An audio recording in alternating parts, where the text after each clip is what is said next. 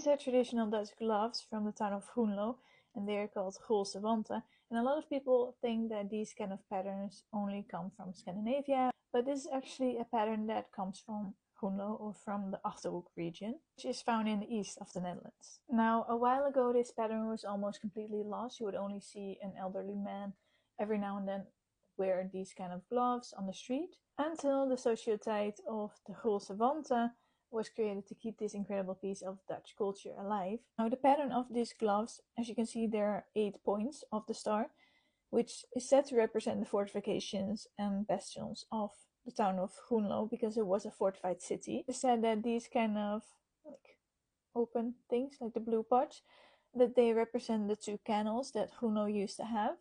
And then the red dot in the middle is said to be the center of Groenlo. So we don't exactly know how old this pattern is and when we first started using it and making it. We know that it at least dates back to 1627. But yeah, that's basically all that we know when it comes to the real old history of this pattern.